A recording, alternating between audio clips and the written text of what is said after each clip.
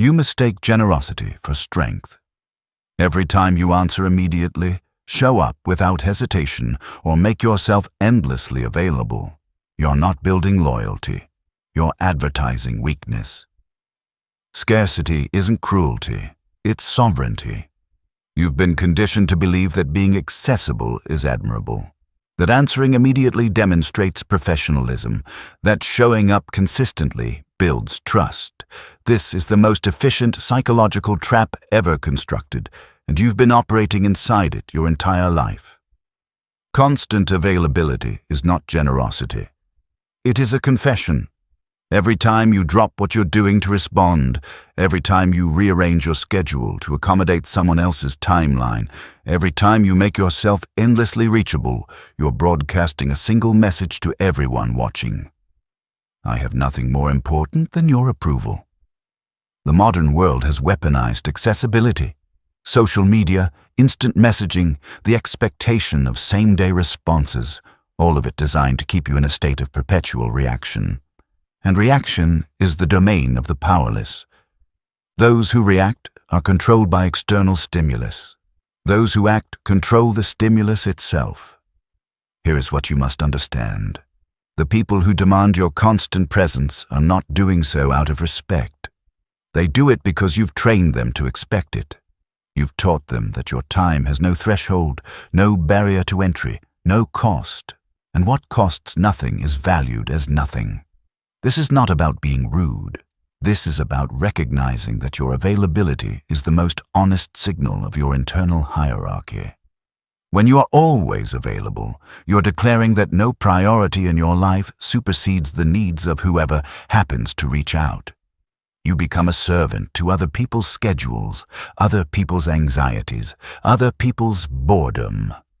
The cruel irony, the more accessible you make yourself in an attempt to build loyalty, the less loyalty you receive. Because loyalty is not given to those who are always present. It is given to those whose presence must be earned. Humans do not treasure what they can access at will. They treasure what they fear losing. You're not building relationships through constant availability. You're building dependency in others and resentment in yourself. You become the person people contact when they need something, not when they respect something. This is the availability trap. Disguised as connection, it is actually systematic devaluation. The first law of power is this: never let anyone become comfortable with unlimited access to you. Comfort breeds contempt. Scarcity breeds reverence. The human brain does not assign value based on quality. It assigns value based on availability. This is not philosophy. This is neuroscience. When something is abundant, the brain categorizes it as low priority. When something is scarce, the brain elevates it to obsession. This is why water is essential for survival, but costs almost nothing, while diamonds, functionally useless, command fortunes. The principle is called subjective value theory, and it governs every social interaction you will ever have. Your presence operates under the same law. When you are constantly available, your brain is reclassified by those around you as abundant resource. Abundant resources are not protected, they are not pursued. They are consumed without thought and discarded without guilt. But when you restrict access, something shifts in the neurochemistry of those who want your attention. Scarcity triggers the brain's reward prediction system. The harder something is to obtain, the more dopamine is released in anticipation of obtaining it. This is not manipulation. This is evolutionary wiring. The human mind is designed to pursue what retreats and dismiss what approaches. Consider how you yourself behave. The friend who always answers? Do you value their time, or do you assume it's available whenever you need it? The colleague who always says yes?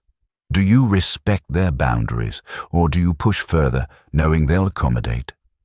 The person who never says no, are they admired, or are they convenient?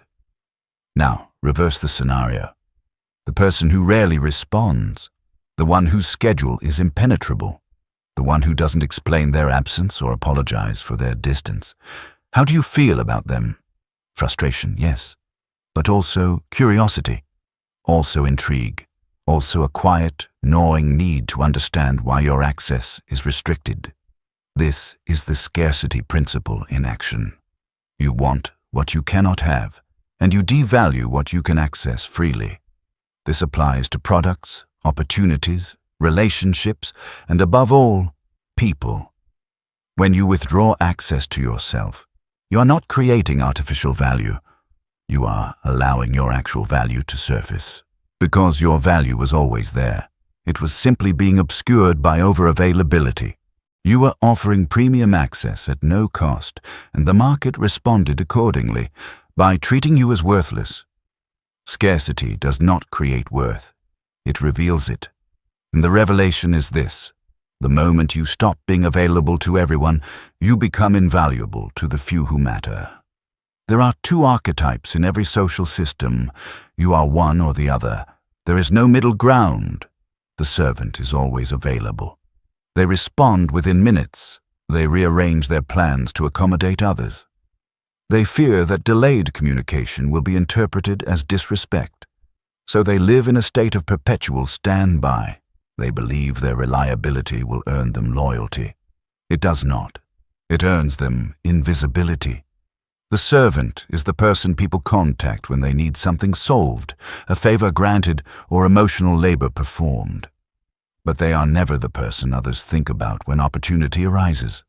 They are never the first call when something valuable is being distributed. Because the servant has already demonstrated their position in the hierarchy, they exist to serve other people's convenience. Now consider the sovereign. The sovereign does not answer immediately. When they do respond, it is brief, deliberate, and on their timeline. They do not explain why they were unavailable. They do not apologize for delays. They simply operate as if their time is the most non-negotiable asset in the interaction, and by doing so, they make it true. The sovereign is not rude. They are simply unaffected by the social anxiety that controls the servant. They understand that people assign value based on difficulty of access, so they make access difficult. Not through games, but through genuine prioritization. They have things that matter more than responding to every inquiry, and everyone around them knows it. Here is what happens when you are the sovereign.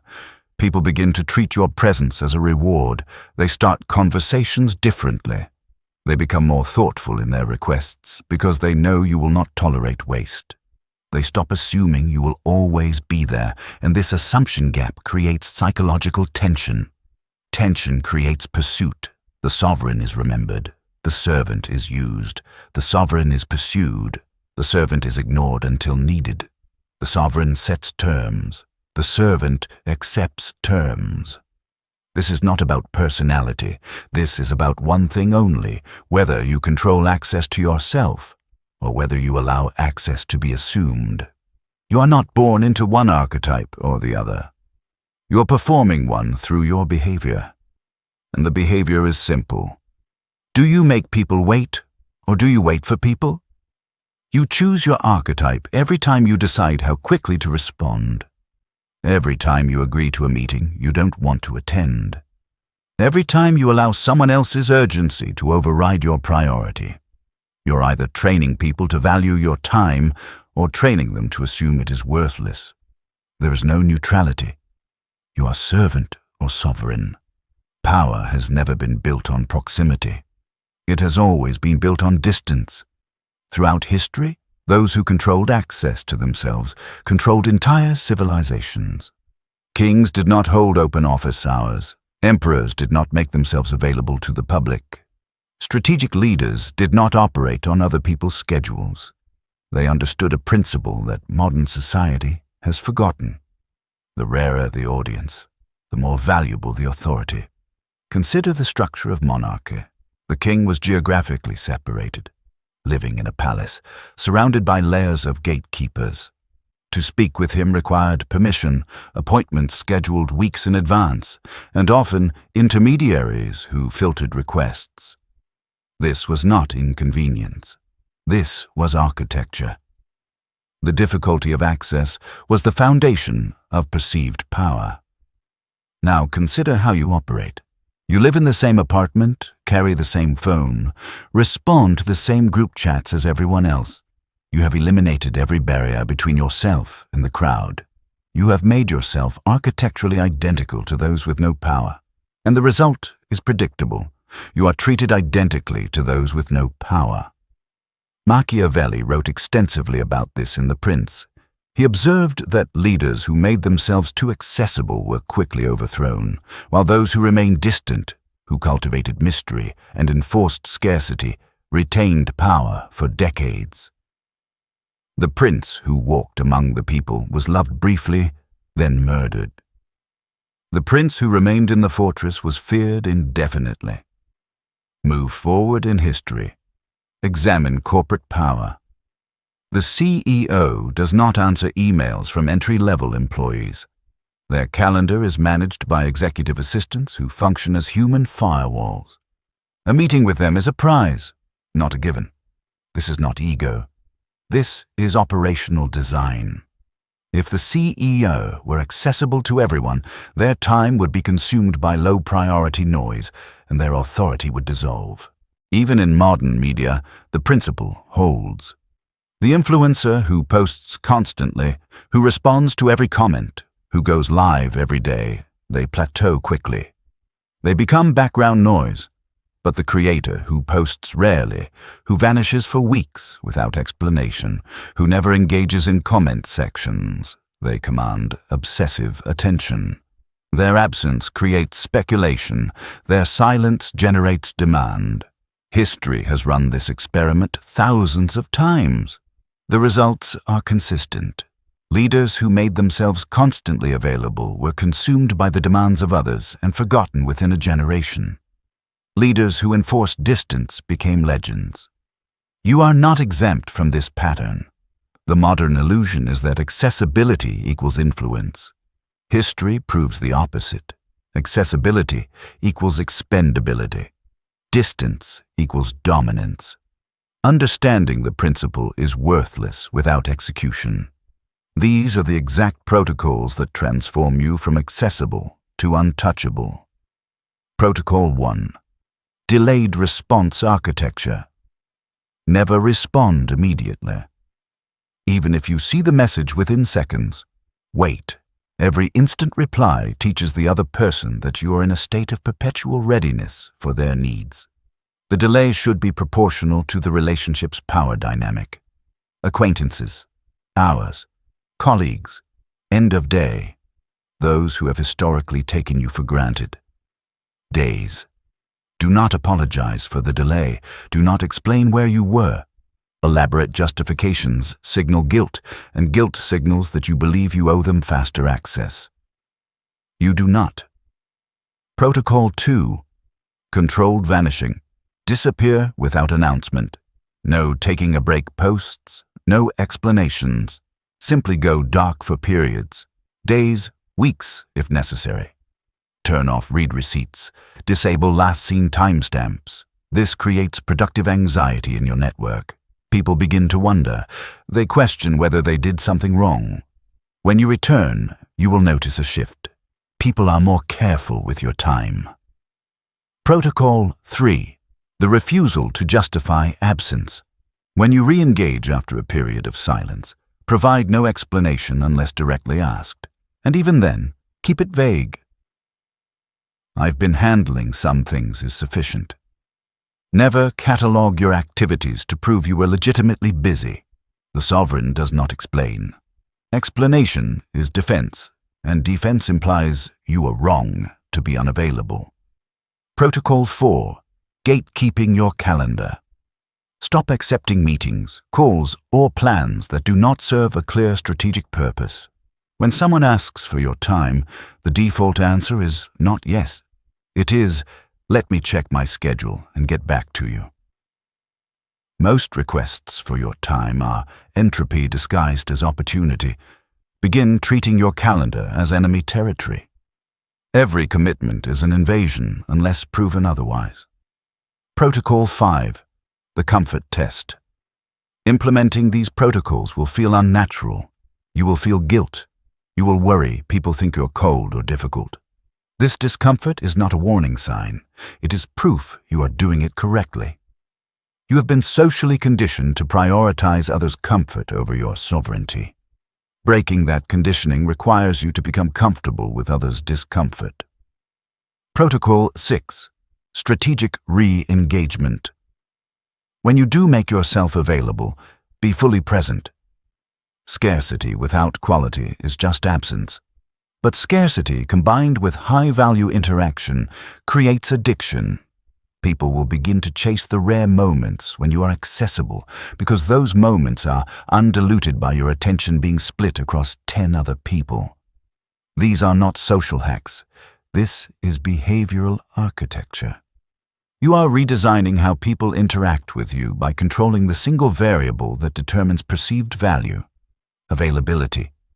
What you are about to do will kill a version of yourself. That version needs to die. The person you have been, eager to respond, quick to accommodate, afraid to disappoint, was constructed to survive in environments where you had no power. That identity served a purpose once, but you are no longer that person operating in those conditions. And yet the behavior persists. Becoming the gatekeeper requires killing the pleaser. You must sever the psychological wiring that equates your value with your availability. You must destroy the belief that being liked is more important than being respected. You must execute the part of yourself that needs external validation to feel secure.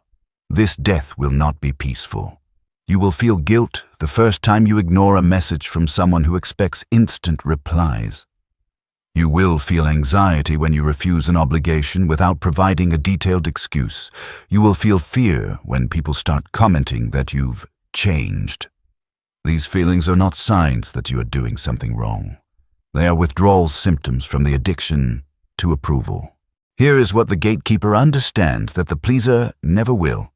You are not responsible for managing other people's emotional reactions to your boundaries. When you stop being constantly available, some people will be upset. Let them be upset. Their discomfort is not your emergency. It is feedback. It tells you who is benefiting from your lack of boundaries and who is willing to respect the new structure. The ones who complained the loudest were extracting the most value from your over-availability. The gatekeeper does not negotiate boundaries. They enforce them. When someone pushes back against your reduced availability, you do not defend yourself or soften the boundary to ease their discomfort. You simply hold the line. You will also notice something else. The people who remain, the ones who adapt to your new structure, will treat you differently, with more care, more consideration, more respect, because they can no longer assume your presence. They must earn it. And what must be earned is inherently more valuable than what is freely given. The pleaser dies so the gatekeeper can live, and the gatekeeper does not look back. You now understand the mechanism. You know the protocols. You have seen the historical precedent. What remains is the choice, and the choice comes with a cost. Implementing the law of withholding access will separate you from the social fabric most people depend on for comfort. You will lose friends who were never friends. They were people who enjoyed having someone always available to validate them. You will be called arrogant by those who benefited from your former humility. You will be labeled cold by those who mistook your warmth for weakness. This path demands absolute emotional autonomy. You must become entirely comfortable operating without external validation. The sovereign is self-validated. Their worth is not determined by how many people have access to them. It is determined by how effectively they protect that access from those unworthy of it. You will sit alone more often. You will have fewer casual interactions. You will exist outside the daily churn of group chats and social maintenance that keeps most people tethered to the herd. This is not loneliness, this is sovereignty. But here is what you gain in exchange. You gain selectivity. The people who remain in your life after you enforce scarcity are the ones capable of respecting boundaries. These relationships are fewer, but they are infinitely more valuable than the dozens of transactional connections you use to maintain. You gain leverage. When your time is scarce, every interaction you choose to have carries weight. People listen differently when they know your attention is limited. You're no longer background noise in their lives. You're an event. You gain psychological freedom. The constant anxiety of needing to respond, to show up, to prove your worth through availability, it evaporates. You're no longer enslaved to the expectations of others, and you gain dominance. Not the performative kind, the silent kind, the kind that comes from knowing people adjust their behavior to accommodate your boundaries, not the other way around. This is the price and the reward. You trade belonging for sovereignty. You trade popularity for respect. You trade the comfort of being liked by many for the power of being valued by few. Most men will not pay this price. They will read this, agree intellectually, and then immediately return to over-availability because the discomfort of withholding access feels worse than the slow erasure of being taken for granted. You are not most men. The law of withholding access is not a technique. It is a restructuring of your entire social operating system. It is the difference between living as a resource others consume and living as a force others must reckon with. You will be alone more often. You will be misunderstood regularly. You will be resented by those who preferred the version of you that required no effort to access. But you will never again be dismissed. You will never again be taken for granted, and you will never again wonder why people do not value your time. Because they will, not through persuasion, not through performance, but through scarcity. This is the law. The only question left is whether you have the discipline to enforce it.